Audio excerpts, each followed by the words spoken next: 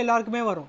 கத்தியில கவனம் வரக்கூடாதுங்கிறதுக்காக தான் விறகு வெட்டி கதையை மாத்தி சொல்லியிருக்காரு. இந்த படம் 1950ல வெளியான படங்கிறதுனால இதை இப்போ பார்த்தா நமக்கு கொஞ்சம் போர் அடிக்க தான் செய்யும். இருந்தாலும் உலக சினிமாவோட தரத்தையே உயர்த்தும் அக்கிரா குரோசாவாவோட முக்கியமான படம் இது. அதனால இதை உங்களுக்கு ஷேர் பண்ணணும்னு நினைச்சேன். இது மட்டும் இல்லாம 7 சாமுராய்ஸும் அக்கிரா குரோசாவாவோட படம் தான். நான் ஆரம்பத்திலே சொன்ன மாதிரி கமல்ஹாசன் இயக்கத்தில் விரும்மாண்டி படம் ரஷமன் எஃபெக்ட்ல எடுக்கப்பட்டிருந்தாலும் ரஷமன் படத்தோட இன்ஸ்பிரேஷனாக தான் விரும்மாண்டி எடுக்கப்பட்டிருக்குமே தவிர அதோட சாயல் அதில் தெரியாது. ஆனால் ரஷமனோட சாயலே எடுக்கப்பட்ட ஒரு தமிழ் படம் ஒன்று இருக்கு. அதுவும் 1954லயே அது வெளியாகி இருக்கு. அதுதான் பாலச்சந்தர் அவர்கள் இயக்கத்தில் சிவாஜி வில்லன் நடிச்சு வெளியான அந்த நாள் படம். முடிஞ்சா அந்த படத்தையும் செக் பண்ணி பாருங்க.